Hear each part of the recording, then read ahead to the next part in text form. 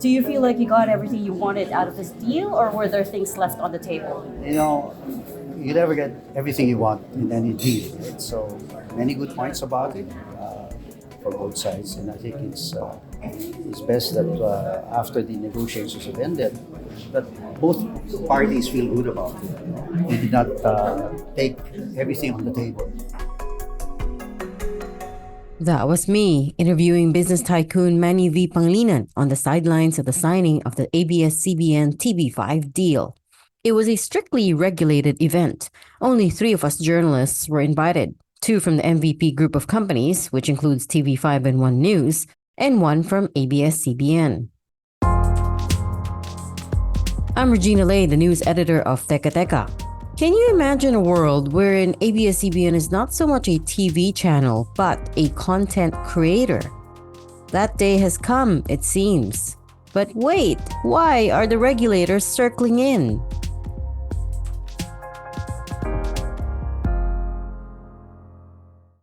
ABS-CBN hasn't outright said so, but it doesn't look like it's going to be chasing a new congressional franchise anytime soon.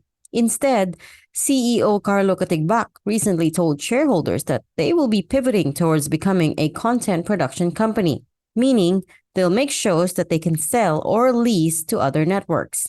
And that's how it ended up signing a major investment deal with MediaQuest, the parent company of TV5. Here's ABS Chair Mark Lopez at the ceremony. For ABS-CBN, it presents an exciting opportunity to achieve synergies in content production, to work with the best talent on-cam and off-cam, as well as to expand our ability to reach and engage with every Filipino throughout the country. This partnership is consistent with the strategic intention of ABS-CBN to evolve and primarily be a storytelling company. But even before the deal was announced, the Philippine Competition Commission was already making some noise. It warned the 2 companies about making sure they abide by antitrust laws, which top executives say they are. Also, technically, the deal is below the threshold that warrants a review from the PCC. Here's Jane Basas, the president and CEO of MediaQuest.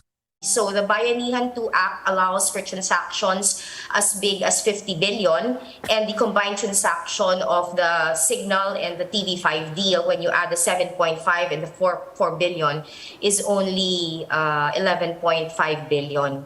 That's right, there are 2 deals pala. One is for ABS-CBN to buy a 35% stake in TV5 for roughly 2.16 billion pesos.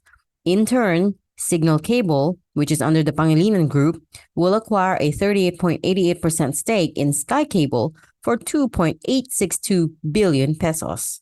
People have asked me, is this anti-competition? And I actually believe that it's the exact opposite. I believe that it promotes better competition because it makes TV5 healthier and stronger and gives us a better opportunity to compete with a clear leader in the industry, which is GMA7. Now, the other regulator that's circling is the National Telecommunications Commission. Commissioner Gamaliel Cordoba issued a statement days after the deal was announced, insisting that ABS-CBN needs to fix its supposed violations before the deal can proceed. I say supposed because in 2020, the BIR and SEC had already cleared the network of any violations, so it's not clear what Cordoba was pertaining to. But another potential hurdle is Congress. The House Committee on Legislative Franchises has decided to hold a briefing on the matter, egged on by Sagip Party List Representative Rodante Marcoleta. Keyword here is briefing, meaning it's not a full-blown investigation yet. Nevertheless, consumer groups have largely thrown their support behind the partnership. And more importantly, the deal has the blessing of the kapisanan ng mga broadcaster ng Pilipinas. Here's Herman Basbaño, the president of KBP. Well, this is a welcome development, Jovi. No?